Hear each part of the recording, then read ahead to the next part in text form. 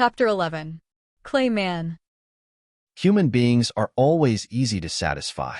After a day's work, although it is tiring, hard, and full of danger, when they sit around the fire and enjoy delicious food, they are always so happy and satisfied in their hearts, and a smile is on everyone's face.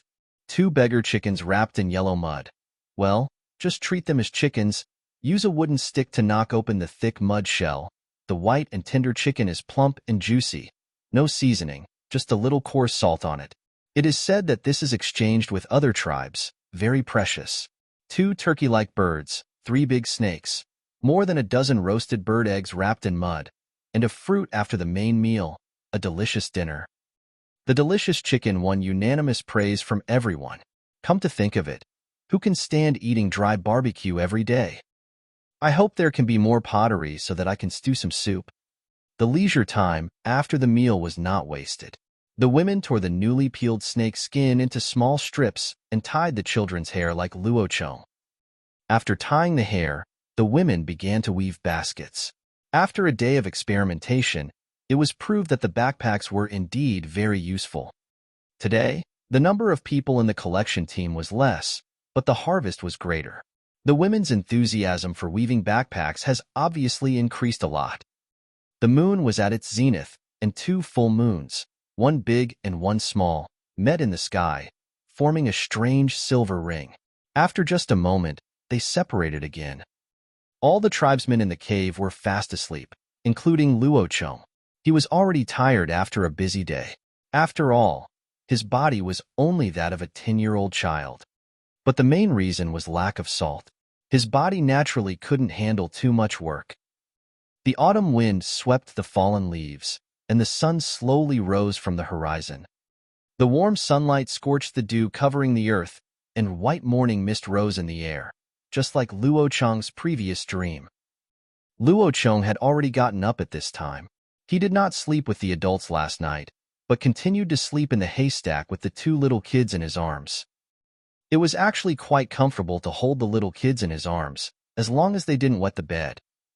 All the women's backpacks had been completed, and the goal of giving each person one was even exceeded, so the children all received animal skins last night. Even though it was not enough for everyone to have a set of clothes, it was still enough for several children to squeeze together and use as quilts at night.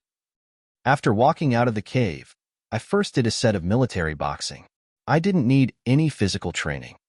I really couldn't survive without salt. The elders said that other tribes had salt, so I saw if I could exchange some with pottery. After a set of boxing, the sun had climbed completely above the horizon, the fog had dissipated, and the tribesmen walked out of the safety of the cave to greet a new day of work. Luochong went to check the results of the pottery kiln. The lame man immediately pulled the elder over and said something to the elder in a babbling voice. He looked very nervous. Luochong was actually quite nervous as well. It must succeed, my broth, my plan to change salt. Muttering to himself, Luochong touched the outer wall of the kiln. After a night of natural cooling, the outer wall of the pottery kiln was still warm, indicating that the thermal insulation performance of the kiln was still good. Luochong's confidence increased a little. As the crowd looked on in confusion, Luochong lifted the earthen lid of the kiln with the mood of cracking a golden egg, stuck his head up and took a look, and was shocked. Haha, brother, are you here to book a room? I saw two huge snakes with black background and money-shaped patterns, entwined with each other and coiled in the kiln pond. They must have taken advantage of the heat to get a room. If you break my crockery while having sex, you're dead. At this moment, the lame man who was watching took action and picked up the snake with his crutch that he always kept in his hand. As soon as the snake fell out, it was killed by one ear and stone. Luochong then carefully observed the situation in the kiln. It seemed that the temperature was really too high. The surface of the pottery had already shown signs of melting, but it was not too serious. Because it did not come into direct contact with firewood, the pottery bowl appeared a bright earthy red color. The high temperature caused the surface of the bowl to melt slightly, but it was unexpectedly smooth, reflecting a faint light in the morning light as if it were glazed. The lame man snatched the ceramic bowl, whimpering with excitement, and stroking it up and down, as excited as a modern person playing with a piece of top-quality jade. He threw away the crutch that he always kept in his hand, pushed away the crowd, and stumbled all the way back to the cave. His agile posture made people suspect that his limp had been fake. Within 10 seconds, he was seen running back crying with a bowl of water in his hand, happily showing this beautiful container that could hold water to his tribesmen. The tribesmen passed the box around to each other, and the lame man ran over to see Luo Cheng continuing to take it out, because he remembered that he had put more than one in yesterday. One piece of terracotta pottery after another came out of the kiln, bringing shock and excitement to the tribesmen. The 4 clay pots and 4 small water jars were perfect because they were thick, with smooth surfaces without a single crack, which was a great success. 2 of the 4 pot lids were cracked, probably because the thickness was not uniform, so they broke when the temperature dropped. Only 2 of the 8 spoons were finished, and the rest were burned and stuck to the ceramic bowls. Only 12 of the more than 20 ceramic bowls were not affected. The yield rate is still relatively high.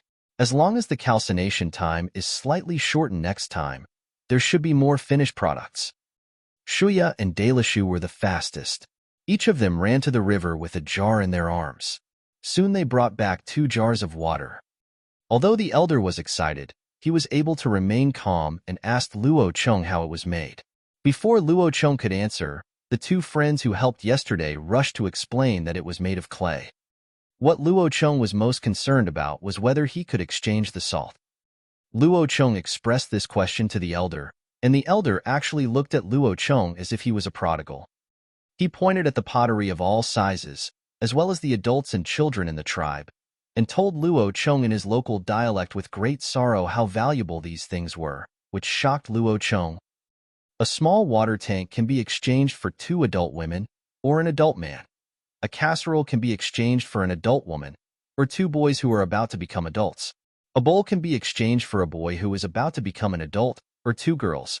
Even a spoon, well, the elder doesn't know what the spoon is used for, but at this price, it can probably be exchanged for a little kid. Shit, this guy is simply making humans out of mud. He's almost as good as Nuwa. All living things live near water, and humans are of course no exception. However, containers for water are extremely rare, and it is common to spend a lifetime grinding a stone basin. In order to obtain more containers, some tribes would not hesitate to exchange their population. What's the point of having a population then? It's just a waste of food. If anyone thinks this way, he is a fucking moron. Increasing the population not only consumes food, but also increases the amount of food obtained, and also increases the fighting power of the tribe, which can gain greater bargaining chips in the harsh competition for survival. These benefits are the most intuitive, and the invisible ones include the incorporation of fresh blood, which can at least reduce the probability of the birth of children like 6 fingers. How could he not exchange such a good thing? Anyway, there were a lot of fish this year and the cave was big enough. Luo Cheng could afford to support a few more people. He had to exchange. Luo Cheng immediately assigned the trading tasks. Chapter 12. Population Trade. After a simple breakfast, all 7 members of the hunting team went out, including the elder. They carried a water jar, a clay pot, and 3 ceramic bowls in a backpack to exchange for people and salt. Luo Cheng's task was not to recruit adult men, as those who were not from his tribe were not easy to subdue. He could use water jars to exchange for 2 adult women. Adult women had high combat effectiveness and could give birth to children, so it was much more cost-effective than men, and there were 2 of them at once. The casserole can be replaced by 2 boys who are about to become adults, so it is relatively easy for young people to integrate. All 3 pottery bowls can be exchanged for salt. If there is no salt, the pottery bowls can be exchanged for girls. It is still a good deal to exchange 1 pottery bowl for 2 underage girls. The transaction was conducted with a tribe to the west of the tribe. The tribe could be found by crossing a mountain and a valley. The elders led the whole process, and the others were responsible for protection, and they tried to return before dark. The hunting team will not hunt today. Luo Cheng asked them to collect some wooden sticks that can be used to make spears on the way. They are not allowed to waste time on other things unless the wild beasts provoke them. All the children went to pull weeds and clear the open area in front of the cave, removing all the bushes and burning those that could not be removed.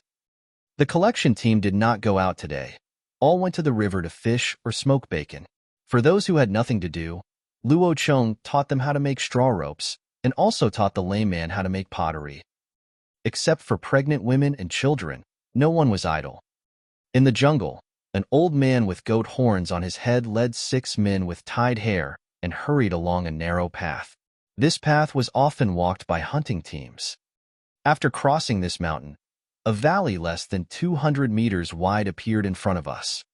On the other side of the valley was the location of another tribe. This tribe was larger than the Han tribe in Luocheng, with a population of about 80 or 90 people. They had some interactions with the Han tribe. The two tribes had borrowed fire from each other, and the Han tribe had also exchanged dried meat and animal skins for salty stones. After more than half of the morning, the group of 7 finally arrived at the mountain opposite the valley. Before they reached their tribal residence, the elders encountered the other side's hunting team. Their hunting team had more than a dozen people, but they were not together. They were all scattered to look for prey. The one who discovered the elder and his group was a young man. As soon as he saw people, he began to call out to his companions loudly.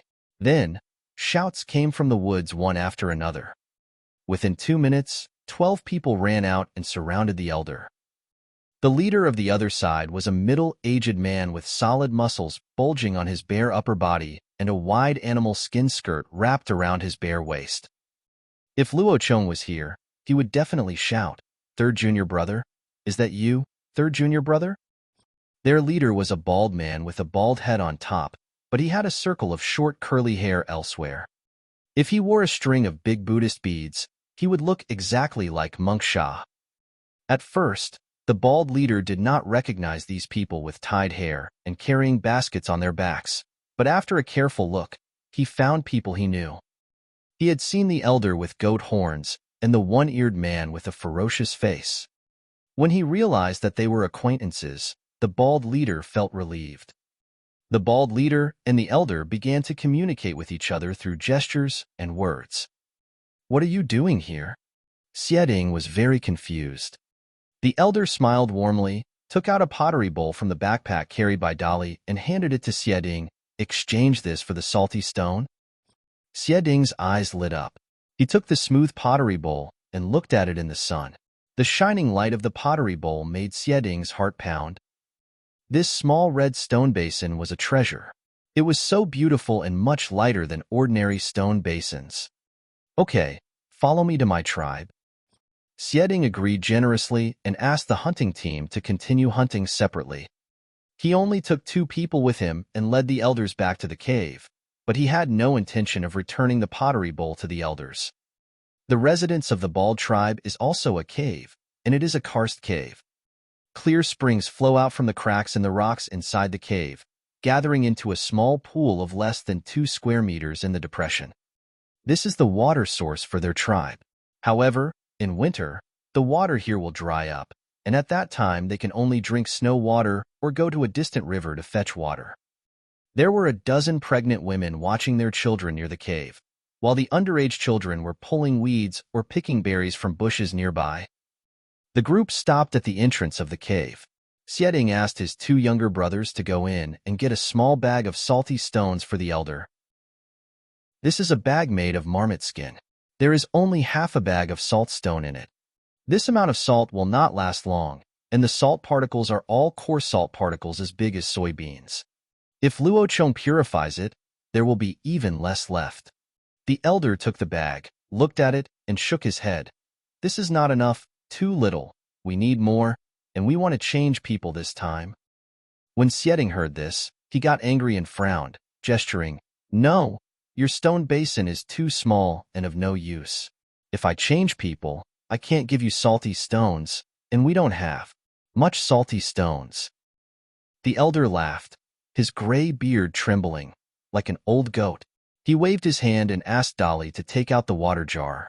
"We'll use this as a replacement." Bald Man was immediately shocked, and the surrounding children and pregnant women also ran over to watch. "What a beautiful stone basin. Wow, this stone basin is so big. It's bigger than the big stone basin in our tribe. Immediately, the chirping of incomprehensible indigenous languages could be heard all around. Xieding stroked the small water tank and compared it with the pottery bowl. It was made of the same stone, but the surface was so smooth. How did they polish it? It would take several generations to polish such a large stone basin. Exchange this for 2 adult women. If it doesn't work, then don't exchange it. The elder asked Dolly to take the water jar back and said to Bald Head with a determined expression. Now Baldy hesitated. Their tribe really needed this kind of big stone basin, and he thought it was a good deal to exchange 2 women for one.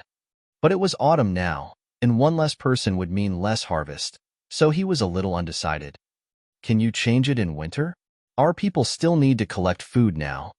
I can give you some more salty stones, Xieding said in a tangled manner. The elder shook his head again, indicating that it was not possible. If you give us the people now, we can save 2 people in the winter, and it won't matter if we collect less food. When Xieding heard this, he thought, yes, 1 less person means 1 less mouth to feed, and there is no need to prepare so much food for the winter. This is a good deal. Okay, I'll exchange this big stone basin for 2 adult women, and I'll add some salty stones for you. Xieding generously agreed to the elder's conditions. One of Xieding's younger brothers pointed at the cave and said something incoherent. Xieding smiled and nodded and asked him to go find someone. After a while, 2 naked and thin women were brought over. They were a pair of sisters. The younger sister was a young girl who had just reached adulthood, and the older sister was a few years older than her. In her arms, she was holding a naked little boy of 4 years old. The little boy lay motionless with his eyes closed, his face flushed, and it was obvious that he was sick. His mother was holding him with a sad look on her face. We will exchange these 2 men for your large stone basin, and the little boy will be given to you. Bald Man waved his hand with a look of disgust, as if urging the 2 women to leave quickly. The child was sick, and Balding asked her to abandon the child and go collect food. However, the woman was unwilling to do so. She stayed in the cave with the sick child all day and did not work. Her sister also did not go out to work. Balding had not distributed food to the 2 of them for 2 days. It was a good opportunity to drive them away today and get a beautiful big stone basin in exchange. He was so happy. The elder looked at the 2 weak women and said nothing. Now was the season when labor was needed. If it were him, he would not replace the 2 strong women. Chapter 13. Traditional methods for reducing fever. We also have stone basins with lids and small stone basins. If you want, you can exchange the boy for them. After trading the water tank, the elder asked Shirtu to take out the pottery pot he was carrying and the remaining 2 pottery bowls. Now Baldy was stunned. How come they had so many beautiful stone basins? Some of them had 2 handles and a stone lid. What were they used for? The elder, who was instructed by Luo Chong, told them that this could be used to boil water and cook meat. He asked the bald man to get a jar of water and dried meat and put some firewood on it. Doer personally taught them how to cook meat. Cut the dried meat into small pieces, add water and 2 salty stones, and put it on the fire. In less than 20 minutes, the rich aroma of broth wafts out of the pot, making everyone drool. This was what Luo Chong taught them this morning. Doer and the others had never tasted it themselves. Now it seems that their leader is really powerful. It turns out that meat can be eaten this way. Doer lifted the lid of the pot and scooped half a bowl of broth into a clay bowl. He then used a branch to pick out a few pieces of stewed meat and put them into the clay bowl. He then handed the broth to Xieding and asked him to drink it slowly. The bald man took a sip hesitantly, winking and sucking on the buds. It smells so good. The salty broth, with a layer of beautiful fat floating on it, and the delicious and juicy stewed meat, makes me feel comfortable after taking a bite. I don't feel cold even without wearing animal skins. It's delicious. It turns out that meat can be eaten like this, and the stone basin can be used like this. If there is a bowl of broth to drink on a snowy day, no one will freeze to death anymore. We have to change them. They are just a few children. If we change them, they can't hunt and can only pull weeds. What's the point of keeping them? It will only waste food." After drinking the broth, Xieding finally became generous and gave it to the man without hesitation. He also asked his younger brother to bring out a big bag of salty stones and fill Dolly's backpack. According to Luo Cheng's request, this time he replaced 2 adult women, 2 boys who were about to become adults, for young girls, and a large bag of salt, also known as salt stone. This was considered to be a task that was completed in excess, and the other party also gave him a dying child as a gift. The elder was very satisfied, and Baldy was also very satisfied, but they felt that the stone basin with a lid was a little small. With so many people in the tribe, it was not enough. As a result, at this moment, the elder gave him satisfactory news. "If you still want this kind of stone basin, you can come to our tribe and exchange it for salty stones or people. The price remains the same." After saying this, the elders left, otherwise they would not be able to get back before dark. The team came with 7 people, plus the 9 people we bought, and became 16 when we went back. It can be said that the harvest was quite good, which is much better than a day of hunting. The group hurried on their journey and finally returned to the Han tribe in the evening. At the entrance of the cave were 4 water jars, 4 pots, and a large pile of large bowls that the lame man had just made today.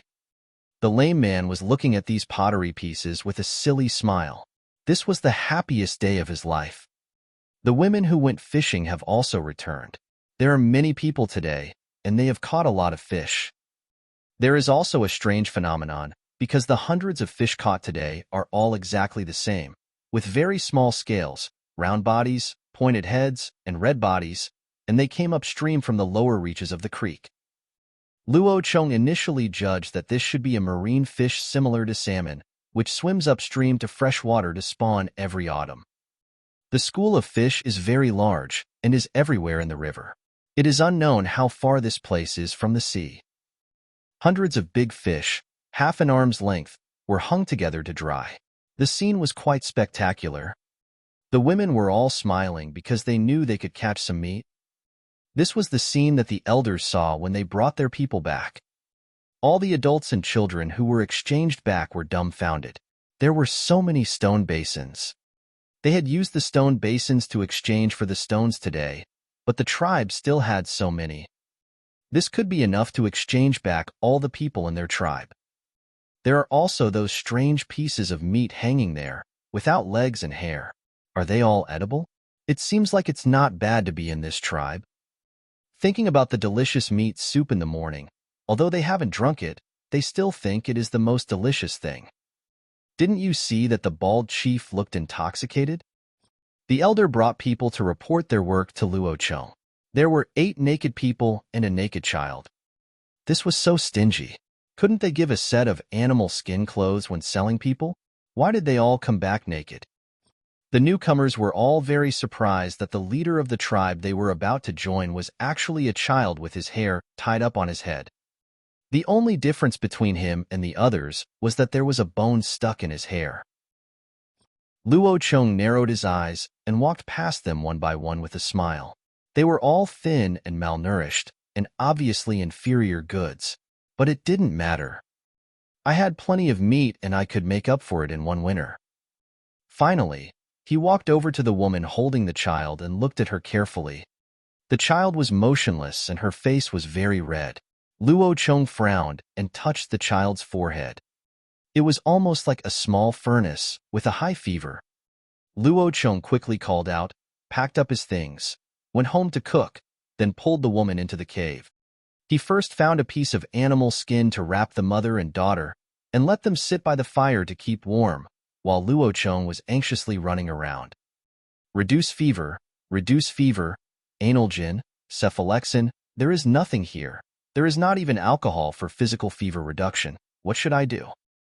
There is no Western medicine, but what about traditional Chinese medicine? Traditional Chinese medicine can reduce fever. Oh, yes, scraping. Scraping can reduce fever. When he was a child in his hometown, he saw his grandfather and master treating other people. Scraping can be done with a jade pendant or a scraping board made of oxhorn. I don't have these, but using bone slices should be fine. Just do it when you think of it. First, boil a pot of clear fish soup by the fire, and then go to look for bones that can be used for scraping. There are no cow horns, but Luo Chong has moa bones. The moa's beak is 1/2 meter long. Isn't this thing just suitable for scraping? It's a natural bone piece, and just smash it and get a small piece. The tribesmen were all collecting dried fish, boiling water, and cooking. Only Luo Chong was banging his bird's beak deep in the cave. The woman holding the child didn't know what he was going to do. She only knew that the little chief treated her better than bald. He gave her and her child a piece of animal skin and let them sit by the fire to keep warm. But he just touched his child and then frowned. He wouldn't ask me to throw the child away, would he? For a while, the woman silently shed tears, grieving for her child. The woman was not old, and this was her first child. Just as she was crying, Luo Chong walked up to her with a piece of yellow bird's beak fragment. "Don't cry. I can help you save him. Just give me the child," Luo Chong said, squatting in front of her. Unfortunately, she couldn't understand a word of Luo Chong's Mandarin. There was fear in her eyes.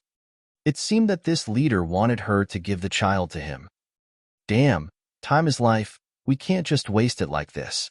Luo Chong picked up a pile of straw and spread it next to the woman, then took a piece of animal skin and spread it on top.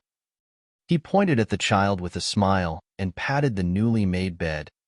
The woman understood now and gently placed the child in her arms on the bed, then looked at Luo Chong again. She thought that the leader had made such a luxurious bed. He would not throw the child away, and the leader was smiling so beautifully. Chapter 14. Heading to the jungle. Amid the tearful cries of the woman, Luo Chong took a piece of bone and scraped it on the child's body, leaving red marks. The sleeping child was still frowning in pain and crying nonstop. The child's mother was held down by 2 women. She really wanted to take her child back. She didn't know what the leader was going to do. She only knew that her child was scratched and it hurt a lot. The child kept crying. She seriously suspected that this was some weird cooking method. After all, this leader was good at some strange ways of eating, such as boiling meat. But the leader was not as cruel as she thought. After he scratched the little boy's front and back with red marks, he returned the child to her. Luo Chong also wrapped them both in animal skins and scooped a bowl of fish soup from the stone basin used to cook meat, feeding it to her child spoonful by spoonful, blowing on it before each spoonful. The fish meat had to be mashed before being given to the child along with the soup. I don't know how many days the child had been hungry. He swallowed the food mouthful by mouthful without chewing it. It's okay. He can eat. There's still hope for him. Luckily, I bought the mother and daughter back today. Otherwise, if I waited another day, I'm afraid I would have thrown the child away. After drinking half a bowl of soup and sweating in a short while, his life would be saved. The woman was completely relieved. Although she didn't know what the leader was doing, he fed the child himself, so it was impossible that he wanted to harm the child. When she relaxed, she felt hungry too. Her stomach was rumbling as she hadn't eaten for 2 days. She drooled as she looked at the fish soup in front of her. Luo Chong served her another large bowl of fish soup with a large piece of fish meat in it, and gave her 2 thin wooden sticks. "Here you go, eat it. From now on we are all members of the same tribe." Luo Chong comforted her and demonstrated to her how to use chopsticks, not caring whether she understood or not. He said he would teach them to speak when he had nothing to do in winter. Luo Chong took the child from her arms, held him in his arms, and wrapped him tightly with animal skins. He watched the tribesmen clumsily using chopsticks to eat and felt extremely worried. A small fever can kill a person. Now the problem of food has been temporarily solved, but what about clothes? There are few animal skins to begin with, and there are not enough for the people in our tribe. Now 9 naked people have come. The pregnant women will only have 2 months to give birth. What will happen to the newborn babies? How many of them can survive? Logically speaking, this tribe has settled here for so many years, and they should have accumulated a lot of animal skins, but they didn't know how to nitrate the animal skins, so they all rotted after 1 or 2 years of use, and there was no stock at all. Luo Chong had been here for several days and had not gone out. The biggest prey brought back by the hunting team every day was a lynx or mountain cat, but that also depended on luck. The others were either gray-haired rabbits or groundhogs as big as rabbits. There were no large animals that he wanted to see. Of course, the hunting team does not have the ability or equipment to kill large animals with sticks, but they have to catch up with them. Without the right weapons, hunting large animals is just a dream. I originally wanted to make a few spears, but the wooden sticks they found today were mostly straight. The two that were usable were rough and could wear off the calluses on my hands. How the hell can I use them? We have to go out, and this time we have to find materials to make weapons.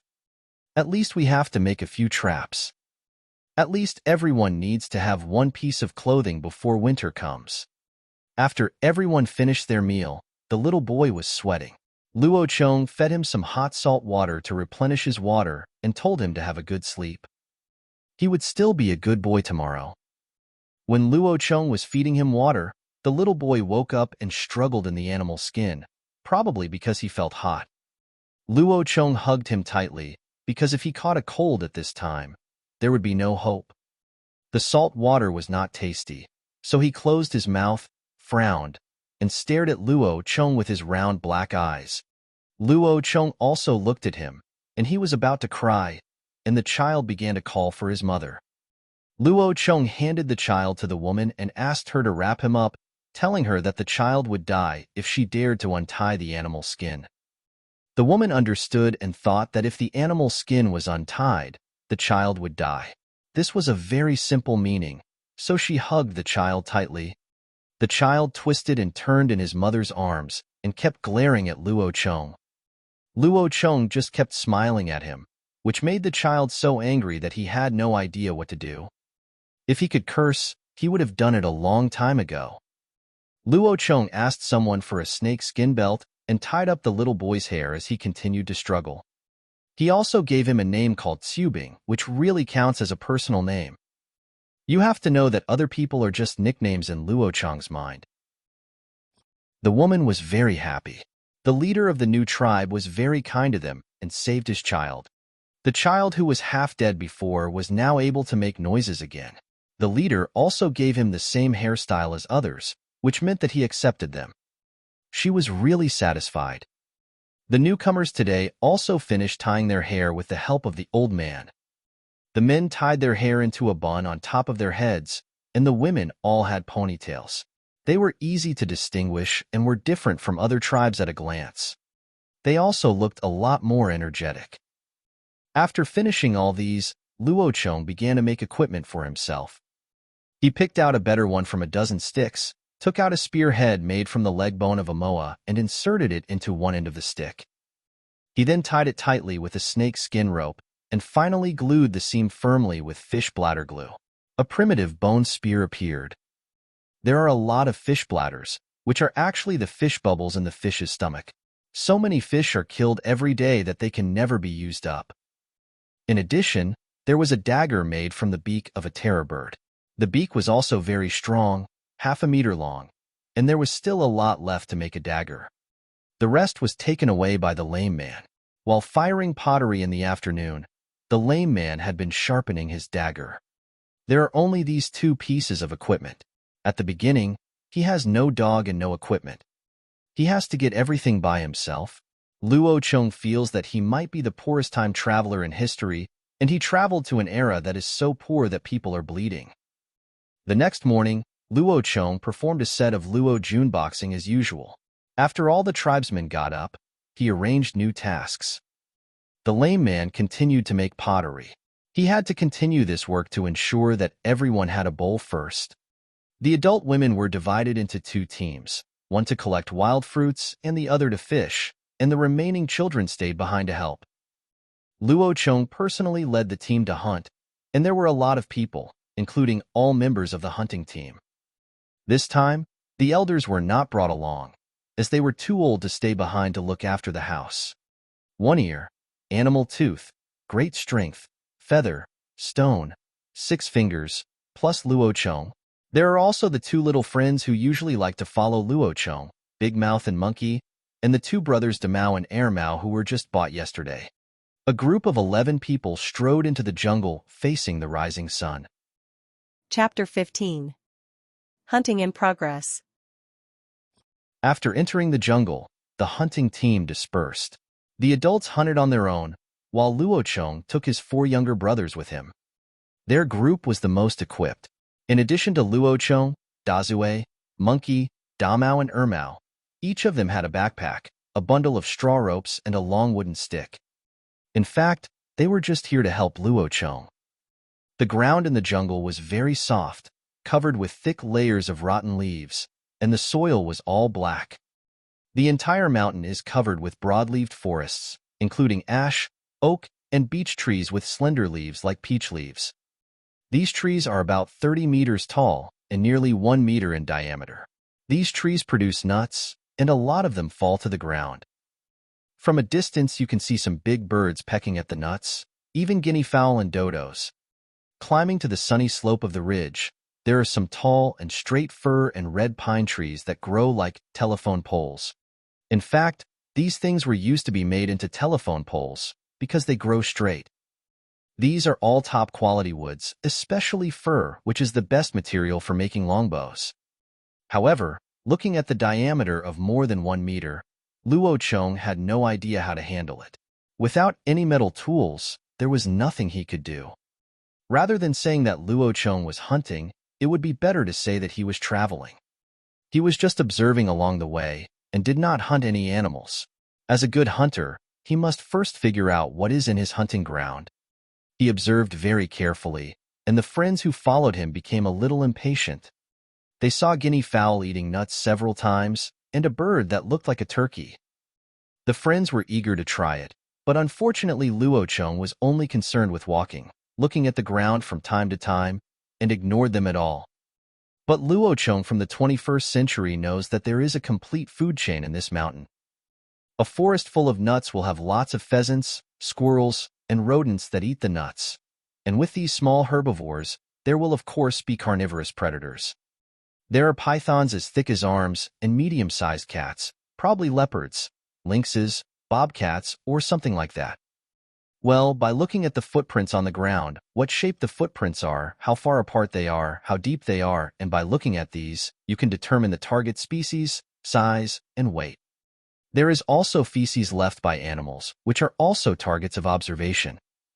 Luocheng really wanted to find the kind of spherical feces mixed with grass clippings, which are generally from large ruminant herbivorous animals, such as sheep, deer, and cattle.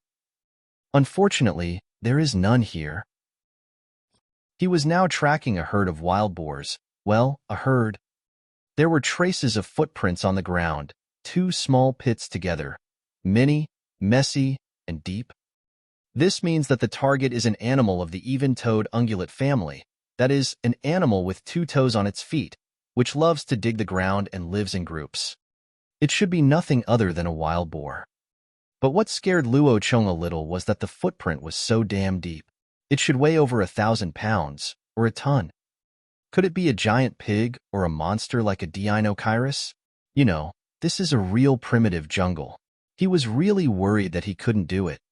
Heading towards the ridge and getting closer and closer to the target, Luocheng had already discovered fresh feces, some of which were not even completely cold.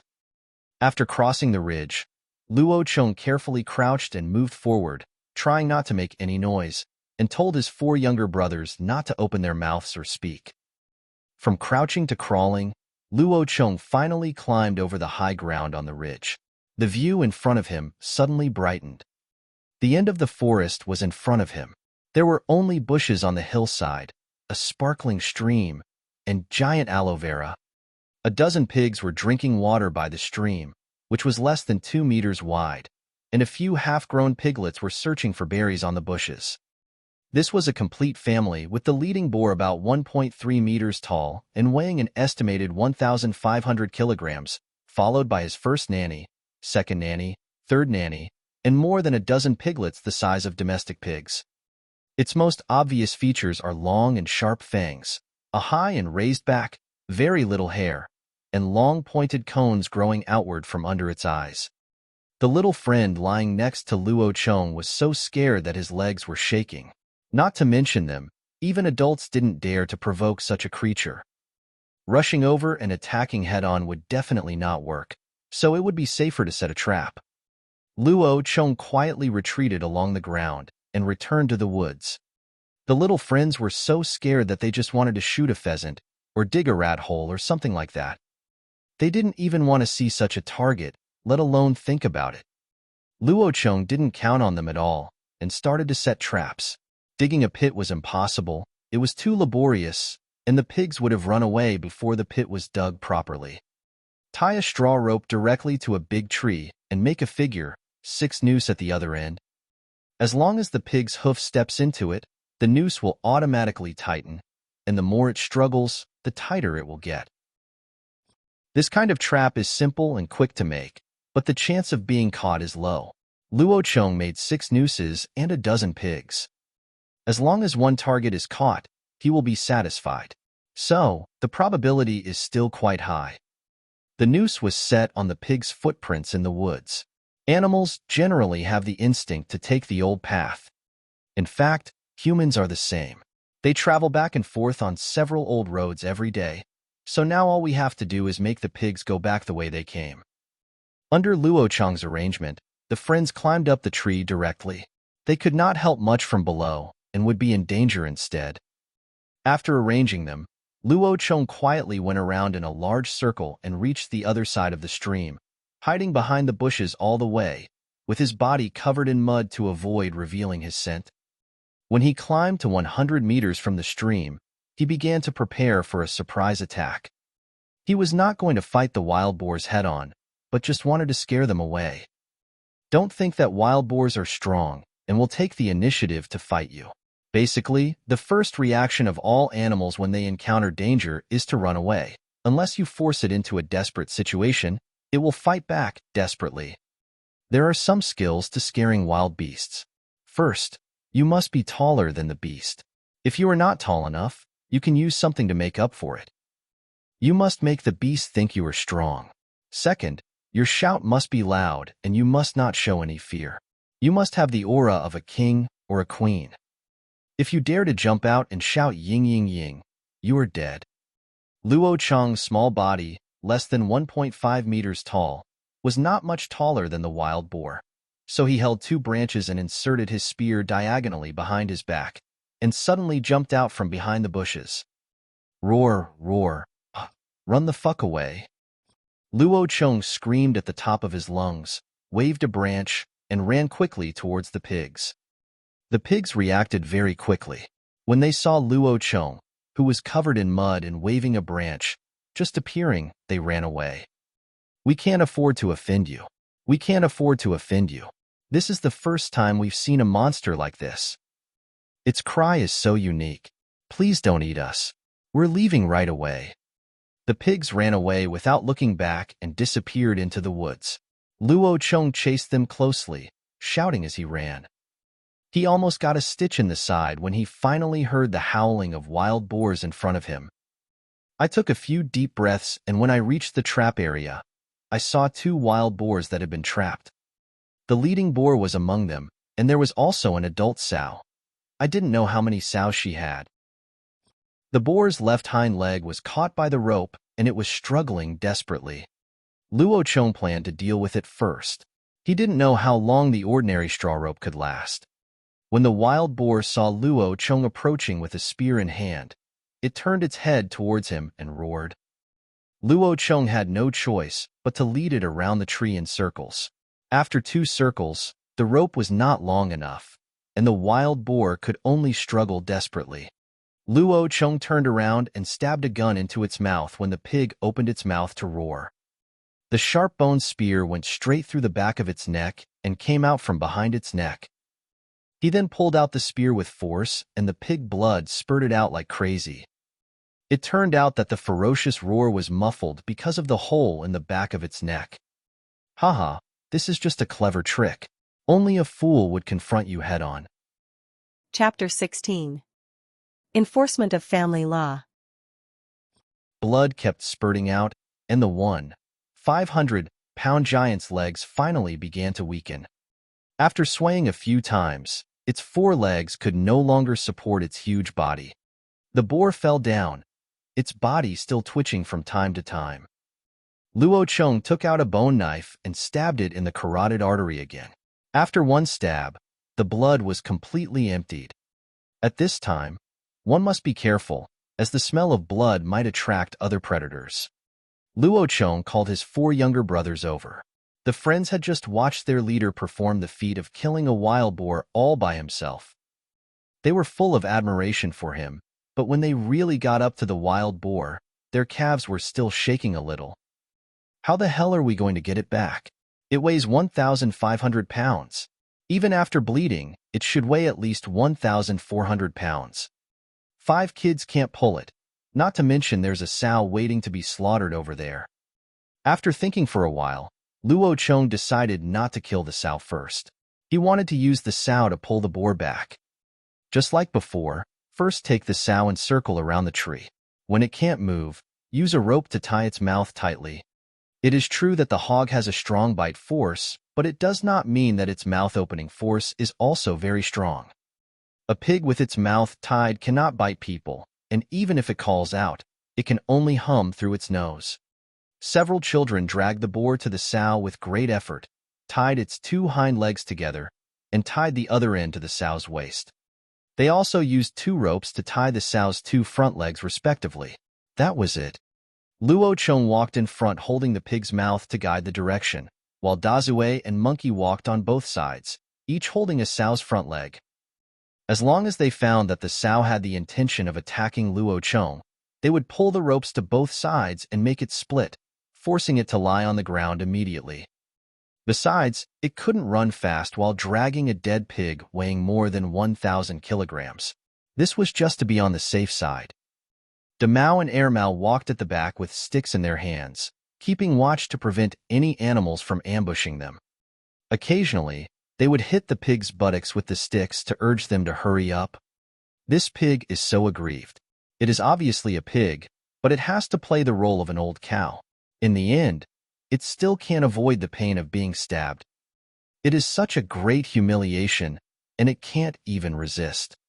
Even though they caught it alive this time, Luo Cheng never thought of raising this species of pig in captivity. This species is too ferocious and is not suitable for breeding. Animals that can be raised must be docile and at least cannot attack humans. I walked slowly back home. I didn't see the escaped wild boars all the way, and I didn't know where they went. A bright red mark was dragged through the jungle. There were countless pairs of eyes in the dense forest, coveting this piece of fat meat.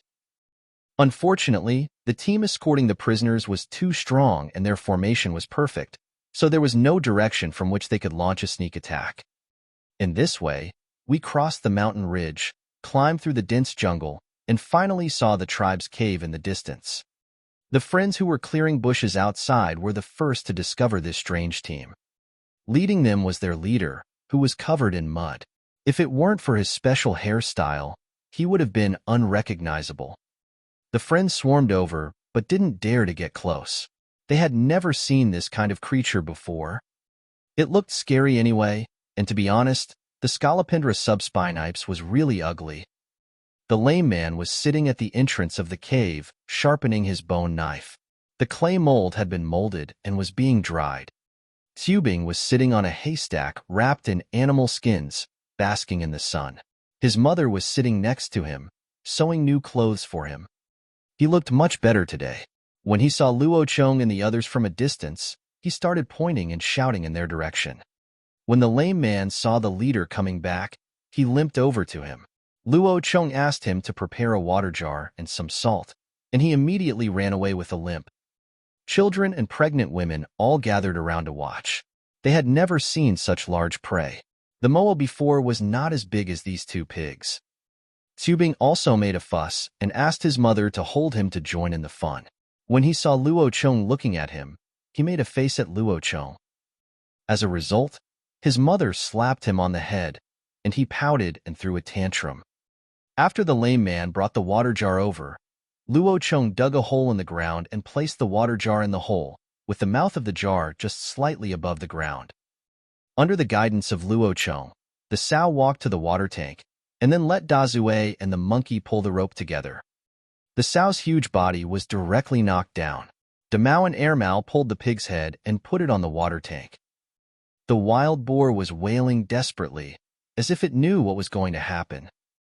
As expected, Luo Chong gave it the final blow, stabbing it directly in the carotid artery.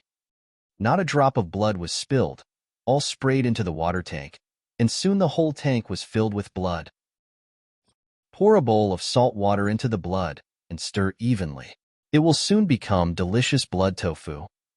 If you have water radish, cut it into strips and stir-fry it with pig blood and lard. Even 5 steamed buns will be enough for Luo Chong to eat. Unfortunately, I don't have any. It seems I can only make soup with it at night. Luo Chong had to do the job of slaughtering the pig himself. It was estimated that they had never slaughtered such a large animal before. The Wanchi pig has very little hair and very thick skin, but it is not suitable for making clothes and it does not keep warm. However, Luo Chong plans to nitrate it and use it to make leather boots or backpacks. With 2 pigs of that size, he should be able to make a lot of pairs. There is a layer of white lard 4 fingers thick under the skin. This is their reserve before winter. But now Luo Chong has peeled it all off. The fat has so many uses. Not only can it be used to make soap, but also to make candles and even to synthesize explosives. At the very least, it can be eaten. He will refine it over the fire later. After the stomach was opened, all sorts of colorful things were spilled all over the floor, including the heart, liver, intestines, stomach, and 2 pig kidneys. All of these are edible, while the lungs were directly fed to the fish. The rest of the body was cut into pieces and the bones were removed. The larger bones could be used to grind weapons or something. It was very tiring to slaughter 2 giant pigs weighing thousands of pounds in one afternoon. They had to skin, scrape fat, remove bones, turn over intestines, boil pig blood, refine oil, and tan the hides with plant ash. Fortunately, there were people to help, otherwise Luo Chong would have been so tired that he would have vomited blood. The results were also gratifying. The smoked meat racks were filled with large and small pieces of meat. There was a jar of cooked blood tofu and 3 jars of white refined oil. The children were smiling and kept picking up the oil residue to eat. Even Tsubing ate happily and ran around in front of Luo Chong in new clothes. Just when the lame man opened the kiln to take out pottery in the evening, the large group of people who had been busy all day also returned. The fishing team had hundreds of identical fish, a full basket of fish maws, and 2 large tanks of fish roe. The hunting team had 3 pheasants, 2 large snakes, more than a dozen bird eggs, a dozen groundhogs as big as rabbits, and a basket of nuts. It was estimated that the property of some unlucky groundhog had been ransacked and the entire clan had been exterminated, and even the food stored underground had been turned out. The collecting team also had a great harvest today, because a new member joined today, that is Tsubing's aunt, the girl who had just reached adulthood not long ago. It was she who led the collecting team to find a new food, a very sweet tree root that tasted similar to sugarcane. It was a floating root that grew on the surface, and there were a few nodules on it, which were as big as a fist. When the skin was cut open, there was natural amber syrup inside. My God, what kind of enchanting plant is this? The sugar production is too high. If you collect more, you can make white sugar. For this, Luo Chong specially praised the girl. Everyone enjoyed the meal very much, considering how hard it is to get sweets in nature. But there was one person who was different from everyone else. The elder had a dark face, his lips trembled with anger, his hair and beard were all standing up, and he was holding a thorny vine covered with red thorns, chasing after Tubing's aunt and beating her. Luo Chong had an impression of that thorn vine. In the memory of the original owner of this body, that vine was like a family law in the tribe, used specifically to beat those who made serious mistakes. If you make a minor mistake, you will be fasted for 2 days as a minor punishment. If it is a serious mistake that endangers the lives of your fellow tribesmen, you will be whipped with thorny vines, which will leave a bloody mark with dense small holes on it. In this era without medical conditions, the whole body will rot to death. How the hell is this possible? Such a pretty girl, who was bought with money. How could this old man bear to do this to her? Besides, she just did something wrong and you beat her to death. Luo Cheng stopped the angry elder and asked him the reason for beating people. There must be an explanation for enforcing family rules. As a result, he heard an incredible reason. The elder said that the tree roots were the roots of the devil tree, and the sweet roots were the bait of the devil tree. The devil tree would kill all those who stole the roots and then eat them. Chapter 17. The Man-Eating Tree with Thorns. TSK, this is too horrifying. Luo Cheng was so scared that he quickly banned everyone from eating this tree root and stopped the elder from beating her. There is no free lunch in the world. Even if you steal honey, you will risk being stung by poisonous bees, not to mention the sweet tree roots. Luo Cheng doesn't think it is easy to pick this thing, so he plans to go and see it himself tomorrow. Luo Cheng, the man-eating tree demon, didn't believe it. Since he traveled to this strange world, he had not encountered anything that he could not explain with science. So the reason why he didn't allow people to eat it was actually because he was worried that this thing might be poisonous, or have special ingredients that could cause hallucinations or addiction. You have to know that nature is full of wonders. Poisonous mushrooms like poppies and hallucinogenic mushrooms are not rare. After all, this is not a myth, and there is no great experience of Shenong tasting hundreds of herbs.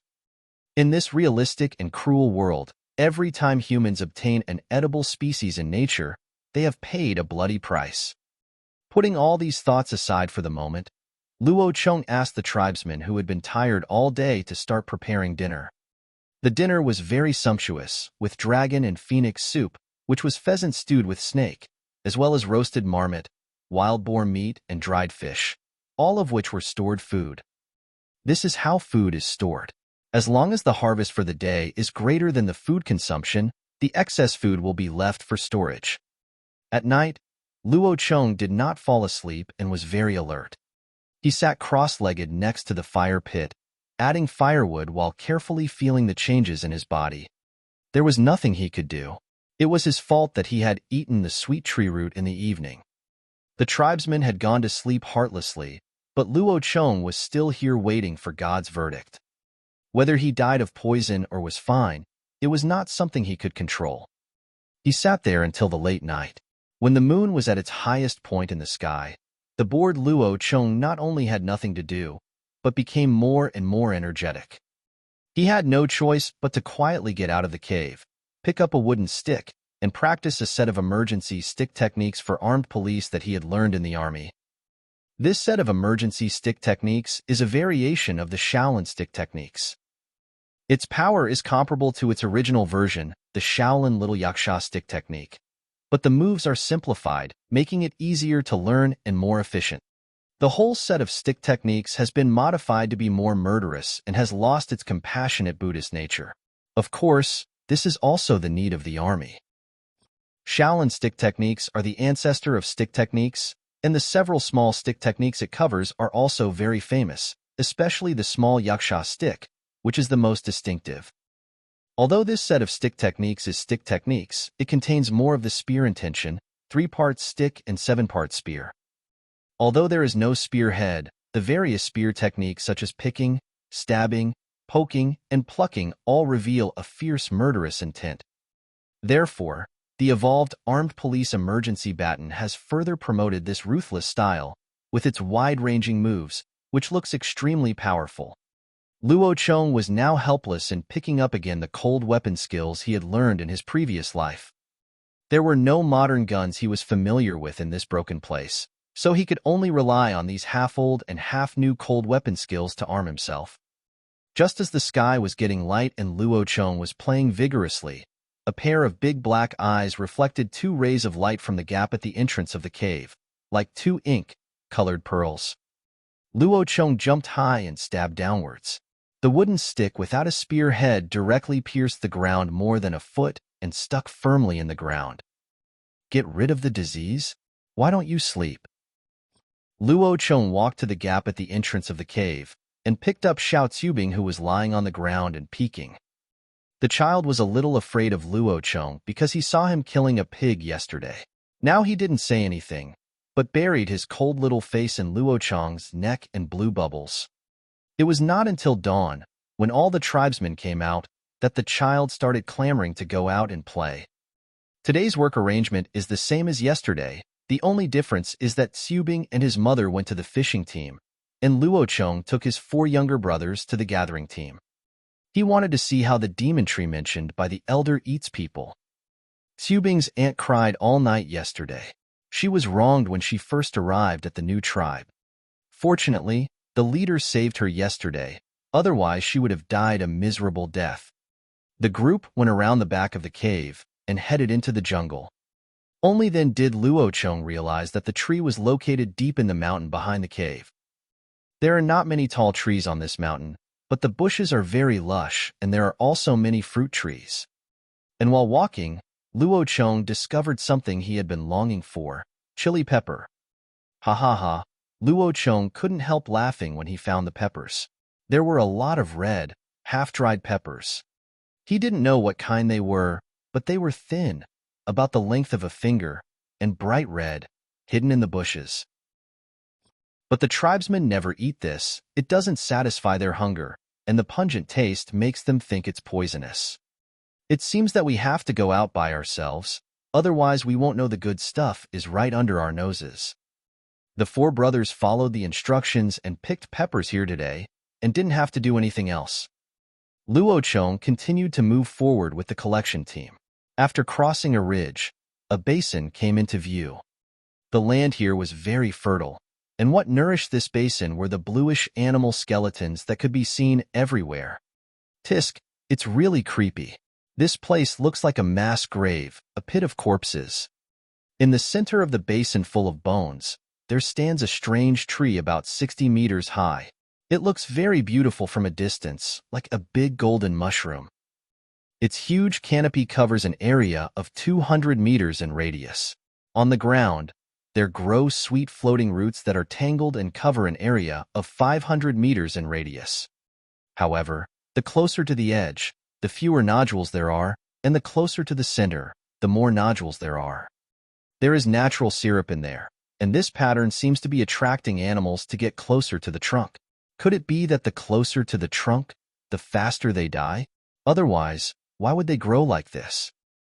Luo Chong wanted to go closer to take a look, but was stopped by several women, who said that he would die if he got closer. TSK, my curiosity has been aroused by you. Now that I'm not allowed to go and see, my heart feels itchy like a cat or a dog scratching me. Regardless of the opposition from his tribesmen, Luo Chong insisted on going to find out what was going on. He just had to be careful if there was any danger. With his current skills, he was confident that he could escape.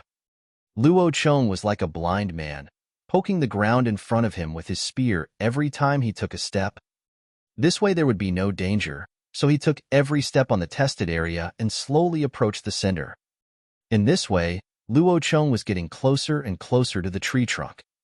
Just when his spear poked the area covered by the tree canopy, the intuition cultivated from years of Special Forces career immediately told him that danger was coming. Without saying a word, he quickly retracted his spear and retreated the same way.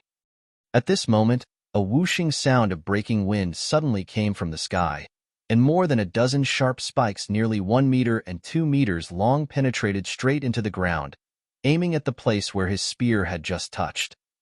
Damn, this is too ruthless. A wave of blanket attacks right at the beginning. If I had just walked over there, I would have turned into a hedgehog. There are more than 10 thorns that look very strange. Each one is nearly 1 centimeter in diameter, and the shortest is more than 1 meter long. The surface is light brown, smooth and shiny, and each one is straight and round, as if it was turned by a CNC machine tool. There is also a white flower as big as a bowl at the tail end. Each flower has 4 petals, which plays a role in stabilizing the trajectory as the spike falls.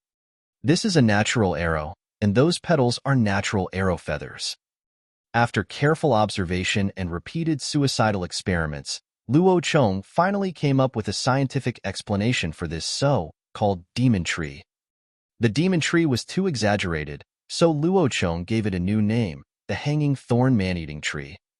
Although it is called a man-eating tree, it not only eats humans, but will also indiscriminately attack other creatures if they walk under its canopy. Those spikes grow on the tree canopy, and the floating roots below are like a spider web filled with bait.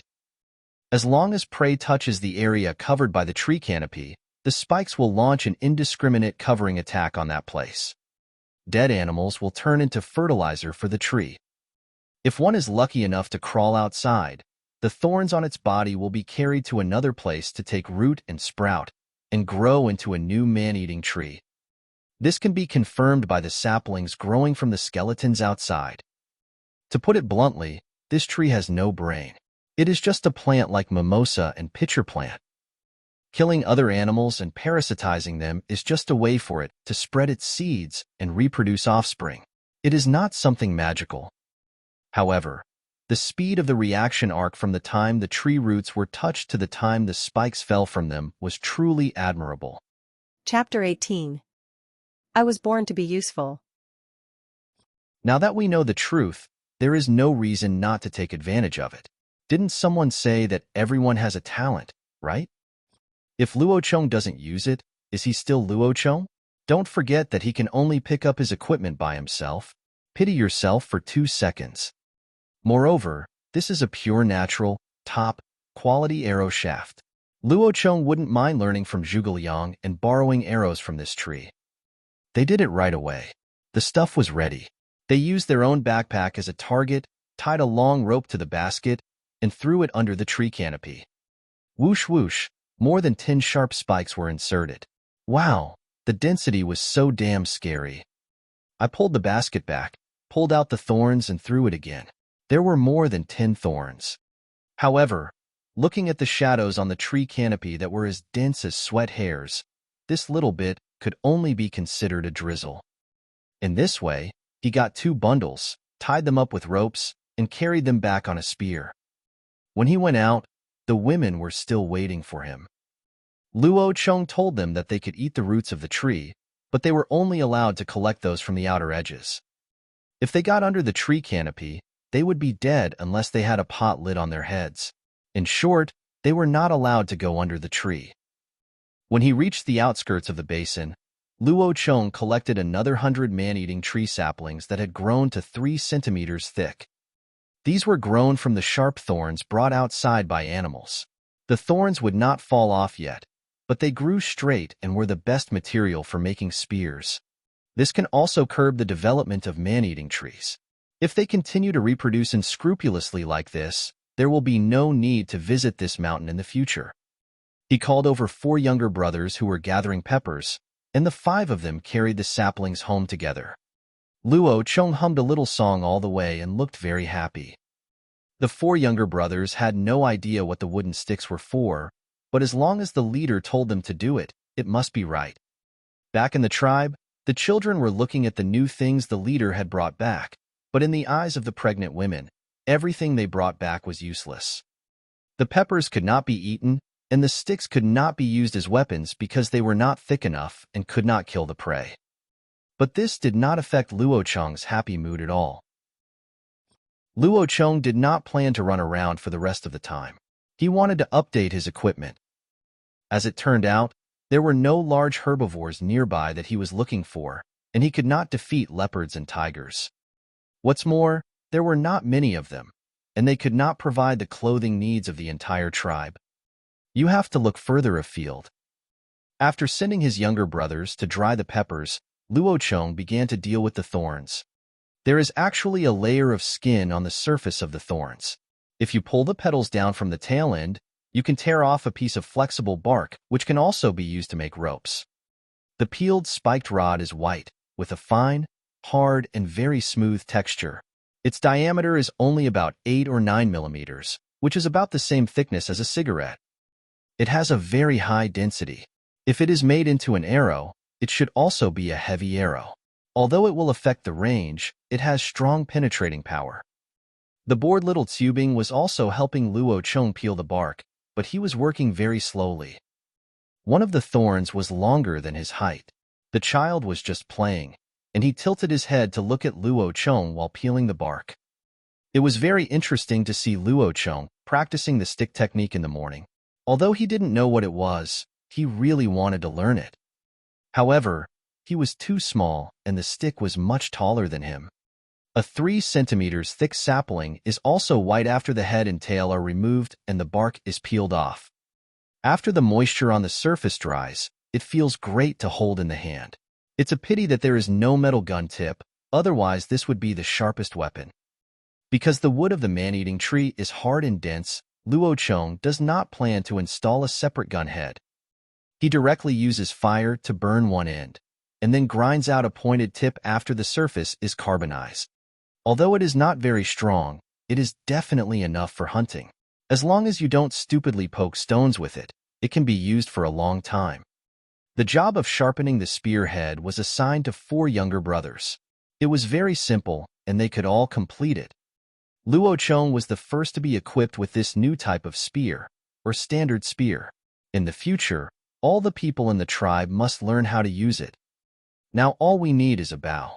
The bow and arrow is ranked first among the 18 kinds of weapons and is one of the earliest weapons equipped by humans.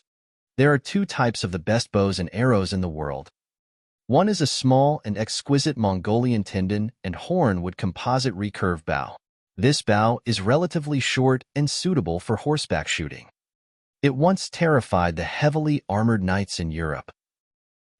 However, this kind of bow is too difficult to make. As the name suggests, this short bow is made of a variety of materials such as tendons, horns, and wood chips. It takes up to 3 years to make such a bow. The nomadic people on the grassland will make such a bow for their children before they are born. TSK. Not to mention that Luo Chong doesn't have these materials now. Even if he did, he doesn't want to spend several years making a bow, so he can only choose another one, the English longbow. The English longbow is an outstanding representative of the single-body bow, known for its long range, great power, and simple production. The so-called single-body bow is cut from a whole piece of wood, without a complex structure, but its power is no less than that of the Mongolian bow. If there is a disadvantage, it is that it is too heavy, and the length of 1.6 to 1.8 meters means that the longbow can only be used by infantry. A skilled bow maker, with all the tools, can make a longbow in just 2 hours. Compared with the Mongolian bow, this speed is absolutely, well, there is no comparison at all.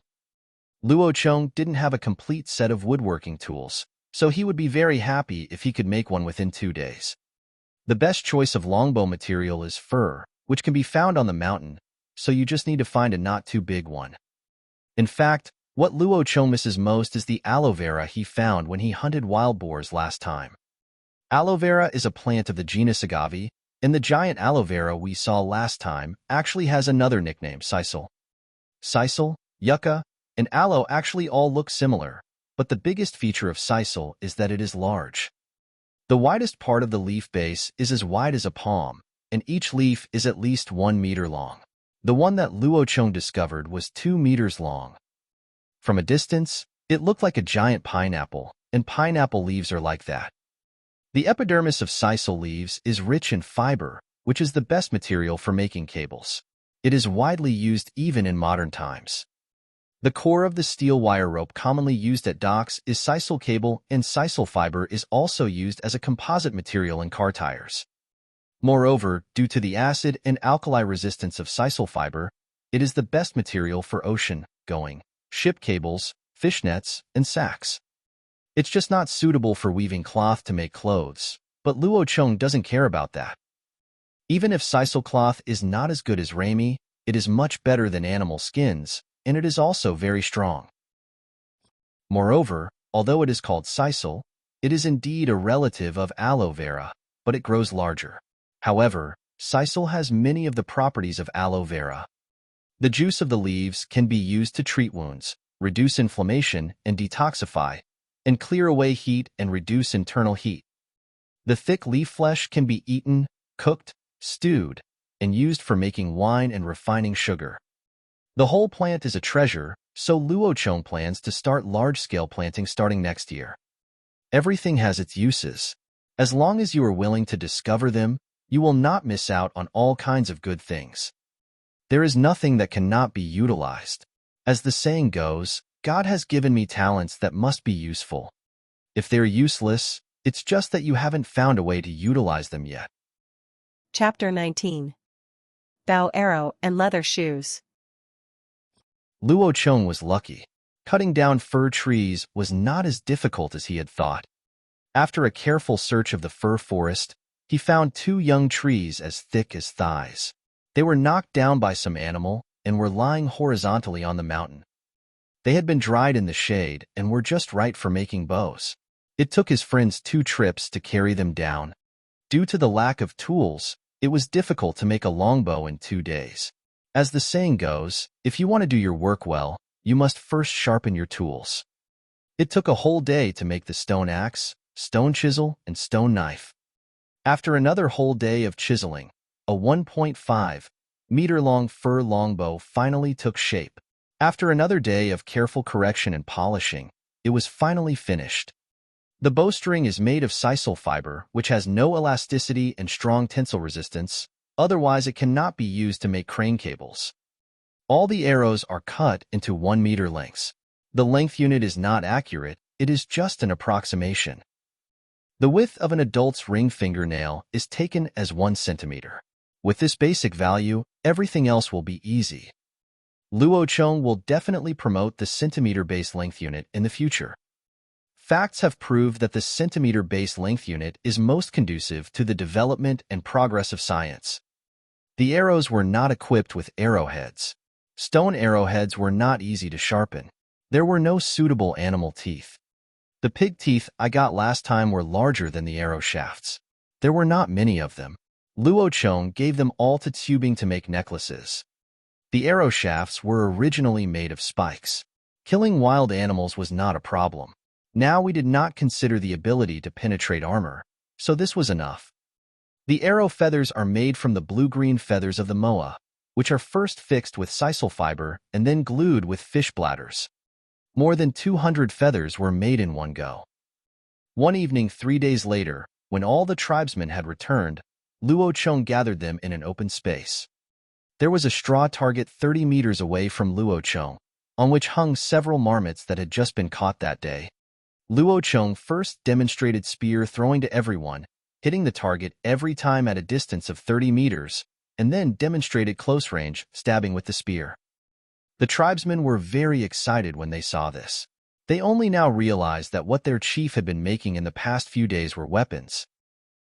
Luo Chong gave 1 spear to all adults, regardless of gender. Each member of the hunting team had 3 spears, 4 2-spear throws, and the remaining 1 for close-range stabbing. Even the children who were about to become adults were given 1 spear, regardless of gender. In addition to pulling weeds and playing every day, they had to practice spear throwing. The white-handled spears are very beautiful, smooth, and straight. You may not think anything special when you take one alone, but when you put dozens of identical ones together, you will find it spectacular, and even people with obsessive-compulsive disorder will feel comfortable looking at it. The tribesmen were all very happy and couldn't put down this standard weapon, especially the young people who had never participated in hunting, who had great interest in this weapon. The hunting team was no exception. This was the first standard weapon they were equipped with, and the only weapon that could attack from a distance besides throwing stones. With the white-shafted spear, Luo Chong believed that it would not be long before they could bring back bigger prey. If the spears excited them, then the bows and arrows were already worshipped as sacred objects by them. The distance was 70 meters, or about 100 steps, which is the distance of the Olympic Games. 5 arrows were shot in a row, all hitting the groundhog. The adults were stunned and amazed, and couldn't understand the principle behind it. The children all rushed over to touch it, with stars in their eyes and drooling. However, Luo Chong was just demonstrating it to them and was not ready to promote it yet. He just told them that it was difficult to make and that he would be able to do it in the future. Luo Chong's longbow is only 1.5 meters long and is not suitable for everyone. If used by an adult, It must be at least 1.5 meters long to exert the maximum power of the longbow. As for not being able to draw the bow, that is impossible. Any woman here is stronger than an adult man on Earth. Then there is the issue of hit rate. Luo Cheng shoots accurately because he made all the bows himself. No one knows the principles and performance better than him. Moreover, he has practiced bows and arrows seriously before. If we want to promote bows and arrows in the future, we need a lot of practice. Now, it is not possible to have a bow in everyone's hand in a short time. After successfully promoting the spear, Luo Cheng began to study other things. The 2 black wild boar skins have been soaked in with ash water for several days. After many scraping, kneading, washing and other steps, they have become very strong and tough. If you can't make warm clothes, then use it to make leather boots. Cut the soles according to the size and shape of the feet. Each sole is 3 layers thick, glued together with fish bladders, and then pressed with stones. Then glue the cut uppers on top, and a simple leather boot is ready. Without a steel needle or an awl, I couldn't sew it, so I had to glue it on. Fortunately, the fish bladder glue was strong enough and didn't affect the wearing process. In order to ensure that everyone could wear shoes, Luo Cheng was the only one in the tribe whose boots were made entirely of pig skin.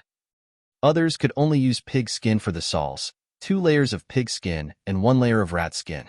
The skin of marmots is hairy, and the uppers were also made of rat skin, with the hairy side facing inwards, which was similar to modern cotton boots.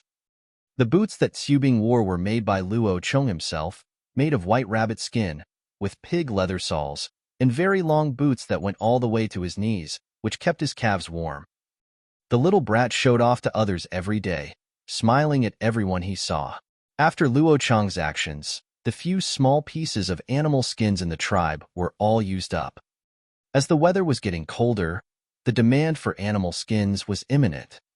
Luo Cheng wore the most, but it was just a fur robe and a pair of leather boots. He also particularly wanted a pair of pants, otherwise he would not be able to leave the cave in winter. This was the treatment for the leader, not to mention the naked friends. God knows how they endured it. Fortunately, they could drink hot soup every day to warm themselves up. Otherwise, Luo Cheng estimated that some people would definitely fall ill from the cold. The lame man has already fired a lot of pottery. The number of water jars and pottery pots increases by 4 every day, and now there are dozens of them. He has stopped firing pottery bowls a long time ago, as 3 per person are not enough. Later, he fired 2 batches of jars and pots, plates and other things, and then the pottery firing was completely stopped. Luo Cheng assigned him a new task, to burn bricks, regardless of quantity, the more the better. When there were enough bricks, he could build a bigger kiln, burn some large water tanks, and even use them to build walls. The task of weeding and clearing bushes assigned to the friends has been almost completed. The cave faces south and north, with a large open area in front.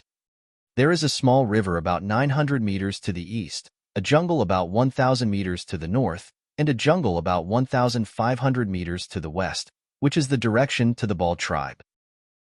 There are only grass and bushes on such a large open area. After clearing them, you can build a house or grow crops. However, there are no suitable seeds now, so you can only grow some peppers. Luo Cheng was not planning to plant sisal here. That thing is a perennial plant.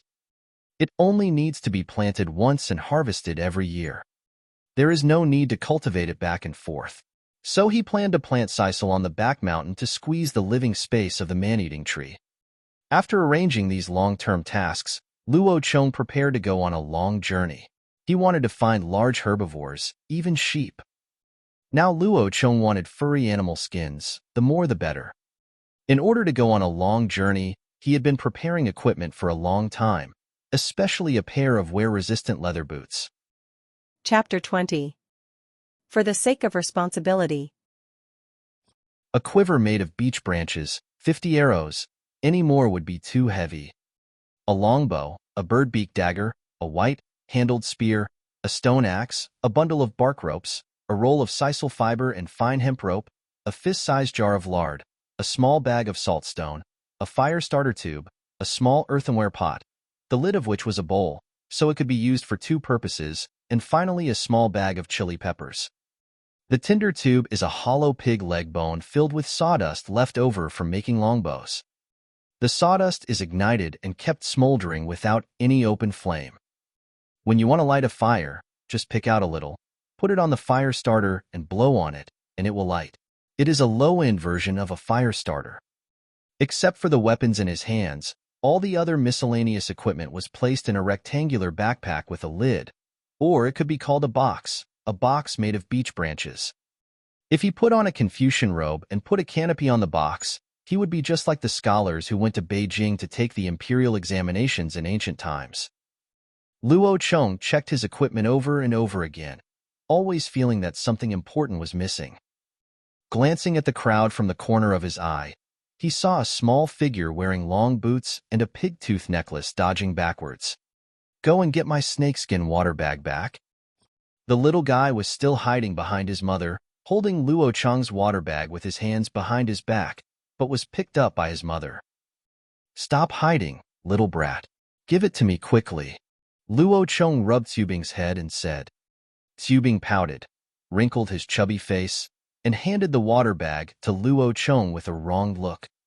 "Be good and stay at home. Listen to your mother. I will be back soon." Luo Cheng took the water bag, pinched his little face, then put on the backpack, turned around and walked away. "Don't go, don't go." Little Tubing burst into tears and rushed over to hug Luo Cheng's legs to prevent him from leaving. This child usually likes to hang around Luo Cheng, and he knows that Luo Cheng is good to him. Moreover, Tubing is very smart. Under Luo Cheng's deliberate teaching, he can already say some simple words. This is also the reason why Luo Cheng likes him. Luo Cheng turned around helplessly, picked up Tubing, wiped his tears, pointed at the little friends who were shivering with cold and naked in the morning mist, and pulled at his small leather coat. "Look, you have clothes on, but they are still naked and freezing. What if they get sick? Have you forgotten that you almost died of the disease? Wait for me at home, and I will find clothes for them." No matter how much Tubing could understand, Luo Cheng just liked talking to him. Luo Cheng believed that as long as he listened enough, he would slowly learn. Xiao Tubing sniffed and murmured, "You, go home and teach me how to beat with a stick." "Haha, okay, I promise you." Luo Cheng smiled and scratched his face, then handed the little guy to his mother. "Take a careful look at these poor primitive people. Their lives are not easy. Since they regard me as the leader, I must take the responsibility of the leader and lead them to live better and better lives, and strive to let everyone die of normal old age instead of freezing to death, starving to death, dying of illness, or being killed. Otherwise, he would feel uneasy, as if his comrades had been sacrificed because of his own mistake. So he plunged into the morning mist without hesitation. Luo Cheng made arrangements for the tribal affairs. The 4 younger brothers were temporarily assigned to the hunting team, but were not allowed to act alone. The lame man started to make bricks, and the women were divided into 2 groups, one group collecting fruits and the other group fishing. The elders stayed at home to take charge. The tribesmen stared at Luo Cheng's back as he disappeared into the morning mist, their faces filled with worry. The leader said he was going to find animal skins far away and would be back before the river froze. But they had never seen anyone who could stay out of the cave overnight and still be alive.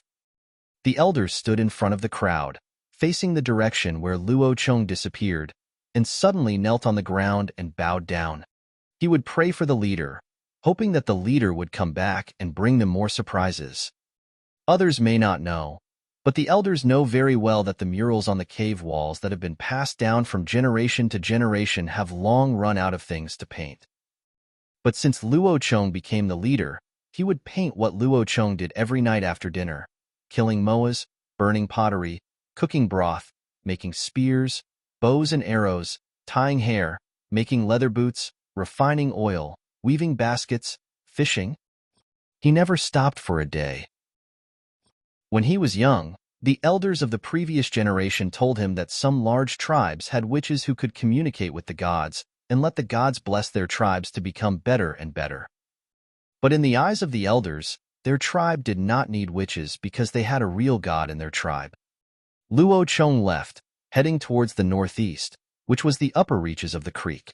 He wanted to find a narrow place to cross the river and find a place without trees. Of course, herbivores cannot appear in the woods, as there is nothing for them to eat in the woods. Animals like sheep, horses, and cows should eat plants such as grass and low shrubs, so they should appear on the grasslands. Luo Chong's current task is to get out of this endless jungle first. After walking upstream along the stream for a whole morning, the woods became shorter and shorter, which made Luo Chong very happy. This was a sign that they were about to get out of the jungle. We took a rest by the river at noon. For lunch, we had a pheasant that had just been shot. We plucked out the useful feathers and tail feathers, then skinned it, rubbed it with coarse salt, sprinkled it with crushed chili peppers, wrapped it in leaves, and then covered it with a layer of mud. It was a delicious spicy beggar's chicken that filled our stomachs. This is something that cannot be enjoyed under normal circumstances. Most tribes never eat lunch, and Luo Chong does this to maintain sufficient physical strength, especially salt replenishment, which is more important. After dinner, boil a pot of water, fill the water bag, and then look for an opportunity to cross the river. We continued upstream for about 3 hours, and then the sky suddenly turned dark. The sky was still bright, but the surrounding woods suddenly became dense. On both sides of the 10-meter-wide river, there are densely packed unknown strange trees.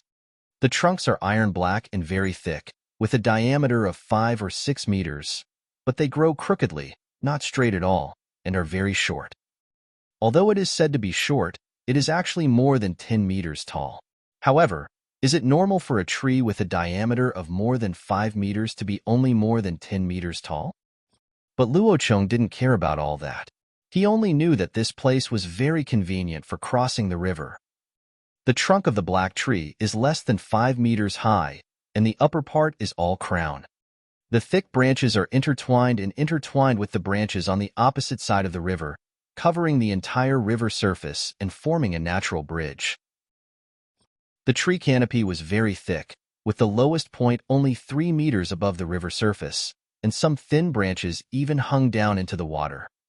There were only a few faint rays of light on the river surface, which were reflected by layers of diffuse reflection, so one could only barely see the surrounding situation. A layer of thick mist covered the surface of the river, concealing the situation underwater. There was no sound around, and the eerie atmosphere made people feel suffocated. It's too quiet. This doesn't seem right. How could there not be any animals in such a big forest? At least there should be some birds singing.